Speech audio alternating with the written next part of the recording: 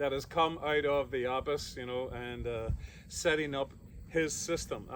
I find that interesting because, not too long ago, the other week, actually, the American government was able to target an Al-Qaeda leader. Do you remember reading about that? And it's interesting if you read, he was just, obviously they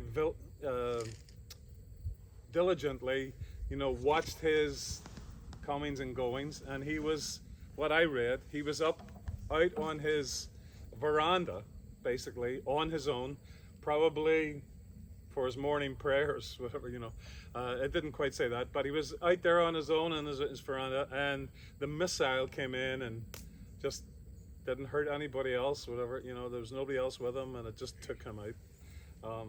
So all I'm saying is, if the American government can do something like that, surely God can pour out this ball, his anger, on the throne of the beast. It's targeting the beast. You've also, this is why keeping it all in the context, it's a long time ago now, but the letter to the church in Pergamum, right, which is Revelation chapter 2. Pergamum, this is what, not sure the verse, chapter 2, the church in Pergamum, and it says, I know you live where Satan has his throne. Right? So there's a connection there. Pergamum was the center, of the Roman government. It had an imperial cult, okay? So you know what an imperial cult is? They believed that Caesar was a god, very much like Egypt, so there's repeated themes in there. This is where Satan lives. And if you know anything about the Roman Empire and Christians, or in the early days anyway, Rome hated Christians. Rome persecuted Christians. They killed them. Nero, okay, one of the worst emperors there ever was, killed them for sport and shed the blood of the saints. All right, and why saying Jesus is Lord is so important, because the Romans, anybody who was a citizen, that had to worship the emperor. They had to declare that Caesar was Lord. So if you're putting those all together, you have to see that this is what God is coming against. Thou shalt have no other gods before me. I had a really interesting experience today. An acquaintance of mine, for quite some time, whatever, but I discovered finally that he was a Scientologist. Okay, you know what that is? Tom Cruise and John Travolta and all those. That's big in Hollywood, whatever, I know a little bit about it. A guy called Hubbard, his books were all over the place, whatever. But as I got to talk to him, whatever, I said, well, some strange things about that, whatever, What? And he said, well, basically, you listen. Basically, he says, you know what? We are all gods.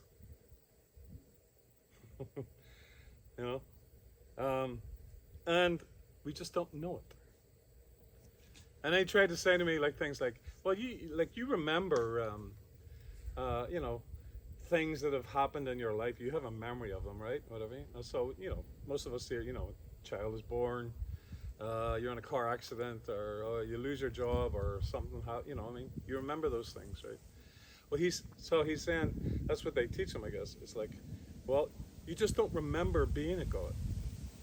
And so you have to be enlightened, and like Tom Cruise, you ever read about him? He's like highly enlightened. That's what I can't stay right. Okay. But once you're enlightened, you'll discover that you are God, and that you actually created your own universe. And I find this hard to believe, but that's what they believe. It's yada yada yada. And he said it's not really a religion, but the reason why it's called a religion is because they believe we're spirit beings. And that when we die, I couldn't believe it. I had a totally straight face, but when we die, you get to choose where you're going next. So I might want to go to your universe that you created. it, or I might want to come back here. Or, why you'd want to come back here, I don't know. But anyway, that's Scientology.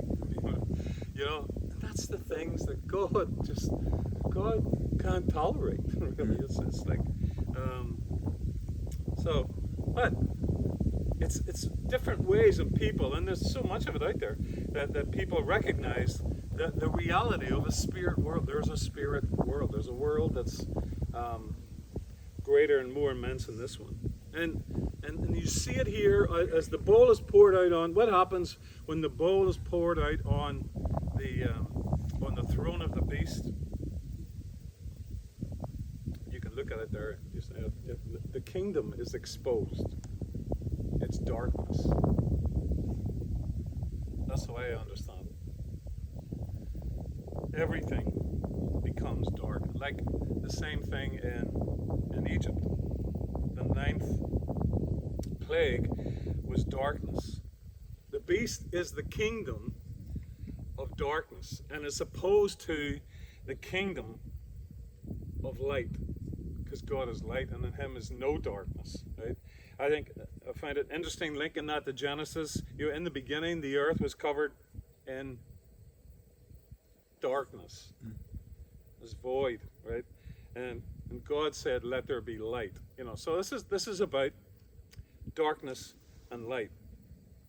Light is exposing what the beast is all about. It's darkness, the true nature of the kingdom.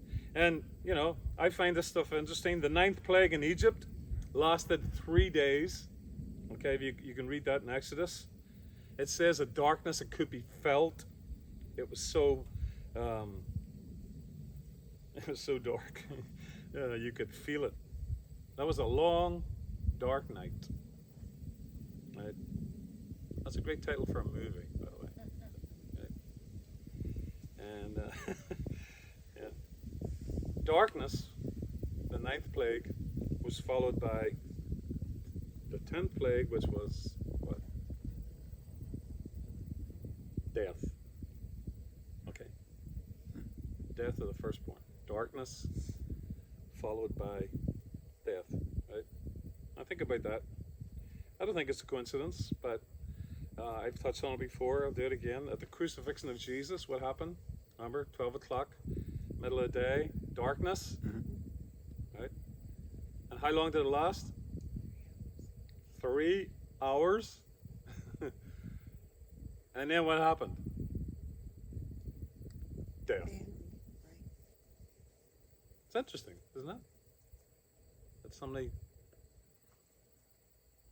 can be so thousands and thousands of years apart, can be so intricately linked, right? Like a revelation, right? But just think about darkness. Think about yourself. Think about the world that we live in. How many times have you ever heard somebody say, I was in a dark place? Ever heard people say that? Mm-hmm. Yeah. I've heard people say that a lot. It's interesting use of words. There's a headline in BBC News this week, whatever, it was the title was, "The Dark Side of Being Called Pretty." But interesting use of words, all right? So you don't want to be called pretty, all right? Okay. And of course, Anakin, all right? Yeah, Anakin. Hopefully I've got my Star Wars facts right, but went to the dark side, right? Mm-hmm. It's all around us. And yet, it says the devil masquerades as an angel of light. So it gets complicated, but his true nature is darkness. Darkness' true nature in that scripture that Chelsea read. There are 3 things. What comes with darkness? Right? Pain. That's Revelation 16. 3 things come with darkness. Pain, sores, and evil. That's ultimately what that kingdom is about. Because you think about masquerading as an angel of light, but what is the devil's purpose? To kill, steal, and destroy. But he may masquerade as an angel of light. So the darkness could be a continuation of the fourth bowl, obviously, where the sun is darkened, but and there may be other ways that I see that are happening in the world right now around us. In this intense heat wave, okay, if you're reading the news, what happens when it gets really hot? Okay, what does everybody in the civilized world do? What? Go in the air conditioning. Air conditioning. Turn up your air conditioning. All right. And what happens when y'all turn up your air conditioning? You suck the life out of the electric grid. And then what happens if it's California or Los Angeles, somewhere around, what happens when everybody's sucking the life out of the iron grid, the electric grid? It shuts down. And then when it shuts down, it's darkness. Right? That's what's going on. California right now, they're telling people you can't go above 75 on your air conditioning. You can't go below it, sorry. Right. Yeah. 75 is, you got to go easy on the electric grid. In Shanghai, believe it or not, I don't know too much about it, but apparently people go there because it's got, it's a city that's lit up, even better in Philadelphia at night, whatever. People go there to see the lights over. They turned off for 2 days because they can't handle the need for electric. Shanghai's dark, whatever. I mean, there's lots of ways for darkness to come into the world. But it'll all work together. The heat wave, the droughts, whatever, it's all like part of an end time scenario. And then in verse 15, I don't know if you read that one or not. I might not have, you might have, I didn't hear it, whatever. But in verse 15, we hear the words, "When I come," Jesus talking, "when I come, it will surprise you. Like a thief." You've heard that analogy before, right? Like a thief in the night. It's a New Testament Jesus teaching this idea. You don't know when, but if I come like a thief in the night, you need to be ready. Right? I believe this is the message, that Christ is coming. It's a message to his church, chapters 2 and 3, 7 churches. It's continuing with that message. You need to be ready. Jesus is coming. It might suck right now. It might not feel good, but you need to hang in there. You need to be faithful. You need to be loyal. You need to not bow down to any other god, even if it's Caesar, even if it means being a martyr, because I'm coming like a thief in the night. It's actually a message of grace, I think. It's just to the church. It's to believers. It's a news flash. I'm coming. Right? It's a message to people in Pergamum, to people in Sardis, Philadelphia, whatever. It's like, don't be sucked into the culture. I'm exposing what the culture is all about. You cannot compromise. You cannot ride the fence. You can't have one foot in the kingdom of darkness and one foot in the kingdom of light. Whatever you can. That is the message. You can't compromise. Hang in there. I'm coming. You can't play the field. Or, I think, to be honest, is probably very relevant in a matter in America. Is like, it doesn't matter. I mean, it's not that big a deal. Or actually, the idea that, is Jesus really coming? Is God going to judge the world, really? Right? So, even though you didn't take me seriously, and I don't know how it's going to work out, because I didn't bring enough for everybody, whatever. Even though there's only like 17 of us over. I didn't have 17 calls. But this is where the hat and the towel thing comes in. Alright, so, I don't know. You'll need to be very creative. I even brought an extra one and put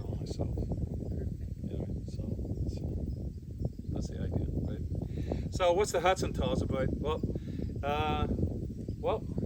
it might sound like it's something completely different, or where'd this come from? But I see it as it's one and the same thing. The Hudson Talls are about being indifferent, right?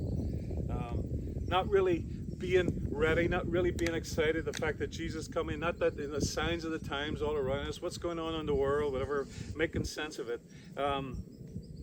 The analogy comes from boxing. Two analogies from boxing. All right, so you gotta think. The beast is being judged. Darkness has come. Jesus is gonna come, and so a lot of people are into what do you call that? Was it WBC or something, or what is it? Boxing's still a big deal in America. I used to watch it a lot growing up in Ireland because there was not much else on TV. But some boxing matches are quite interesting. When Muhammad Ali was doing his thing, and there was George Foreman, and it was a Henry something, an English guy that would box him, whatever. But here's what happens if you don't know. But when somebody's getting smashed to smithereens. I was going to say blithereens, right? But getting smashed, getting knocked down. He's got cuts and kind of like, he gets up, it's like Rocky, whatever. He gets up and, he kind of like tries to keep out, and the guy just welts him again, whatever, and he falls down again. A lot of times what happens is, what? Throwing the towel. Ha ha ha! Okay, right, okay. So, the trainer, the guy who's been trying to, keep the cuts closed, and kind of like he grabs a towel and throws a towel in the ring. He quits. He gives up, basically. That's what that means. All right. The other analogy that you'll need to, you may have, if you're as old as me, you may have seen the old movies when before boxing was like a professional sport and a lot of money. People would set up a ring actually out in the community, and everybody would gather, and there was a big champion guy who would and then every Tom, Dick, and Harry around it would bet, illegally bet on who's going to win, and the champion would I can't remember the movie, but I've seen him. He knocks the stuffing out of the guy. They pull the guy out of the ring, whatever. Everybody gets their winnings and earnings and stuff like that there. And then basically, the champions just stand there waiting to see if there's another contender. Anybody want to have a chance to win some money? And I've actually seen a movie where back in that day, most people wore hats. And so somebody was feeling lucky, and they're looking for a challenger or whatever. Actually, and it's become an idiom, whatever, But the guys say, he'd come prepared and he'd throw his hat into the ring, signifying, I'm going to compete with you. I'm going to challenge you. I'm going to, I believe, beat you. I'm going to win. All right? Mm-hmm. You got those two things? Hence, the towel and the hat. They say two things. The towel says, I'm out. I'm done. I give up. And the hat says, I'm in. I'm ready to compete. I'm ready to win. All right? You with me? I believe that that's what we all need to think about today. So,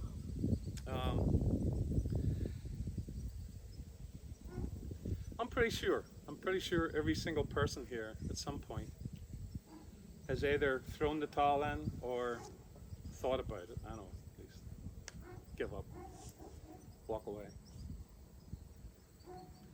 And maybe with kind of rolled their sleeves up and said, "Hey, you know what? I'm in it to win it, right? You can count on me, right?" So, I'll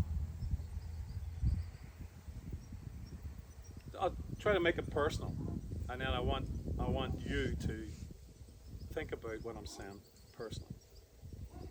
So, I'm almost 65. Don't feel it, but don't look it. Can't be. All right. Anyway, been pastoring for almost 40 years. I have to say to you, as a pastor, there's lots of ups and downs. There really is. People come, people go, people give, people don't give. Sometimes you have to do whatever is necessary. You got to work 2 jobs, and maybe sometimes 3 jobs. I've even been given threats, whatever. Actually at this church early on, whatever, like a couple of guys saying to me, "You know what? If we leave, you'll be shutting the doors."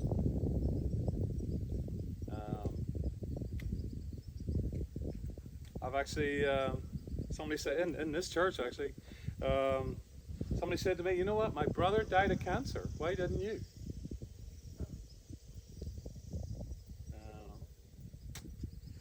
I've also been saying, "Hey, you know what? You're taking too long to get better." Basically, right? Fabrications. People make things up. Even recently, the doors are shut. Whatever. Sometimes you're left to your own devices. Someone actually said to me recently, when we started talking about going online, somebody said to me, not in person, but said basically, it's a relief. I feel a relief because I've been looking for a reason to leave, and I gave it to him. All right, so but anyway, you know how that goes. And why am I telling you that? Well, I'm just saying, I got to deal with stuff the same way you do. Maybe I got to deal with different stuff that you have to, whatever. But I have to say to you, it's been more than once I've felt like throwing in the towel. I don't need this. I don't need to deal with this.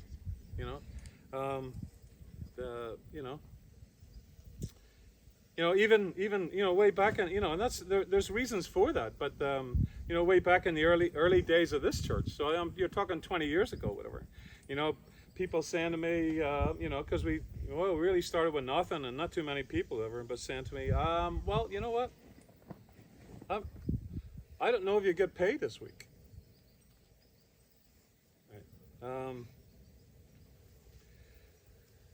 Right. Let me, I'm just being honest. Let me ask you, if you're in a job where somebody said to you, "Hey, I'm not sure we'll be able to pay you this week," or what they're paying you, you have a family, you've got a family of 6, you can't take care of them. What would you do? Well, you're probably sane, whatever. You'd throw the towel in and just go. You find a job that can actually help you take care of your family. But what I'm saying, I'm not looking for kudos or pats on the back or anything. But what I'm just saying to you, I didn't throw the towel in. And you know what? God did what God can only do. And but the other side of that is, you know what? Because, well, not just because of me, but I'm talking personally, but because I didn't throw the towel in ever. People have been saved, people have been baptized. We've had lots of mission trips. We've had missionaries come out of this church. We've been to New York, Baltimore, Haiti, Philly. A lot of people have passed through the door of Grace Church. We've reached the lost, the dying, beating cancer, ball up, wedding banquet. A lot of great things have happened. And why? Because you throw your hat in and you give it everything. So I believe that's where we are, right now. I mean, this. Hey, I don't know where everybody is, but there's a few people, maybe whatever that including my family, whatever. But this is it. This is what's happened, and so I believe I'm being led. This is what needs to change. This is why we're changing it, and to reach people. So when we're all together, and when we're all in, when the hats are in, good things happen, and that's what I'm looking forward to. Good things. Might be different, but good things. So where are you? That's what I want to ask. Where are you? Where are you at? Or I should say, where are you at? Okay. So, Jesus says, I'm coming like a thief. Why would Jesus say that? Why would he send that message to his church?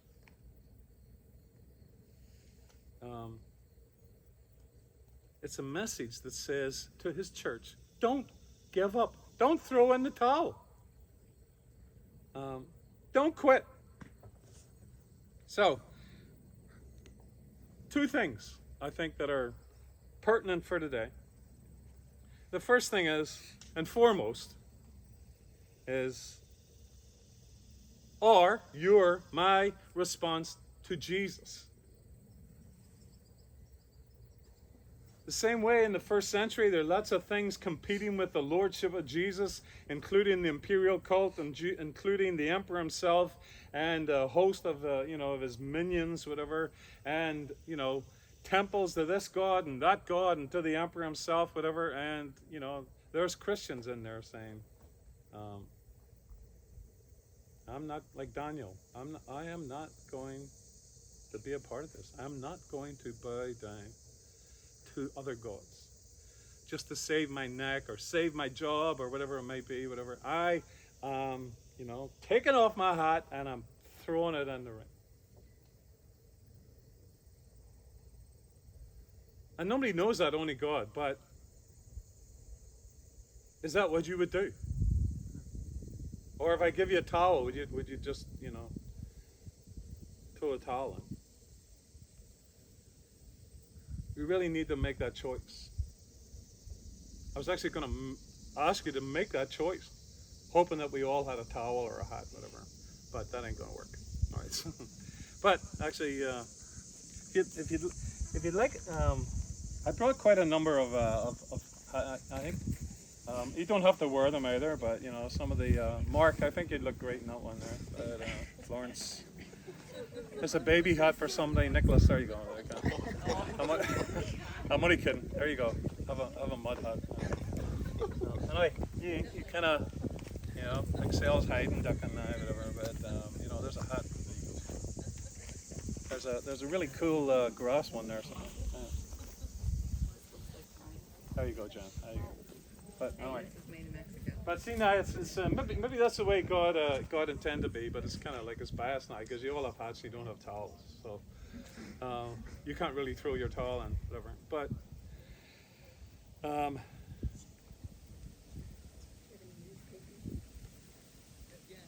of course, God knows already.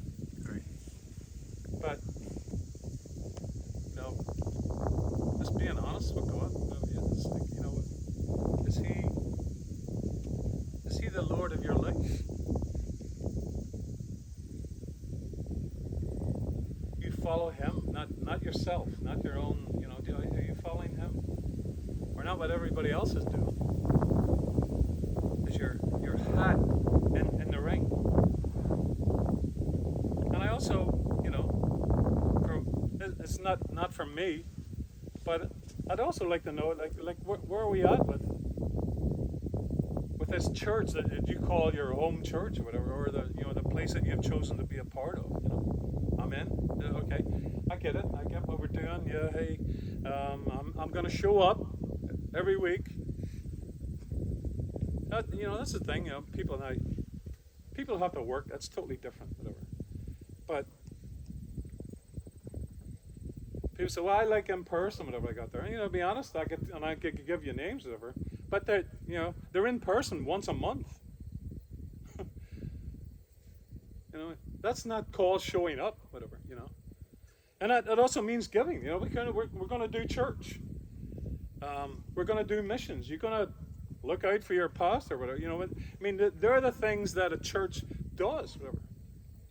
But I tell you what, in 40 years, I know there's a whole lot of people show up and they never do anything. They never contribute. They take, but they never contribute. That's what it means to be in. That's what it means to be in. I'm here. I'm praying. I'm saying I'm being a witness, whatever. I want to reach people. I want to see the church grow, whatever the way that looks like. And that's the towel or hat. You can. It's not really going to work, and maybe I'm kind of stupid anyway, because there's probably nobody here going to stand up and throw a towel in public. But I've been doing this for 40 years. You know what I mean? You may never throw a towel in publicly, but you do it some other way. By not contributing, not joining in, nothing to share, whatever. You might as well throw a towel in. So this message is as old as the first century.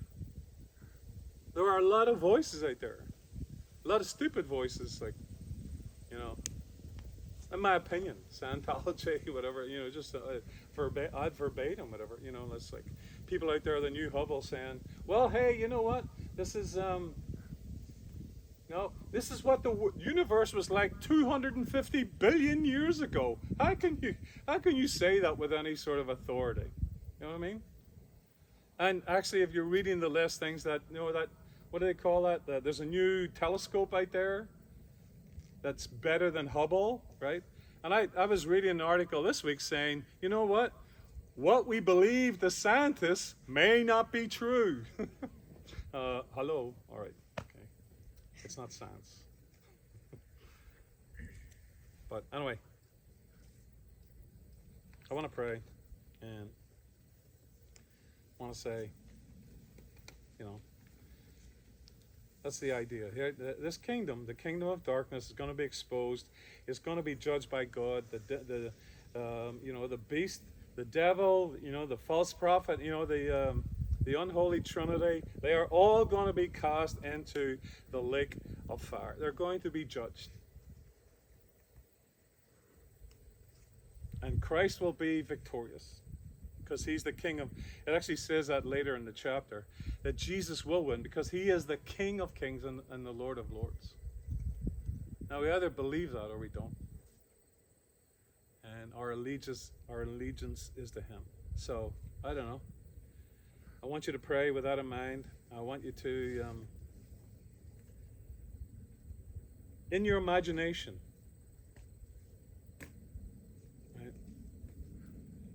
in your imagination right now, okay, as we pray. Imagine yourself, in one hand you have a hat, and in the other hand you have a towel. What would you do?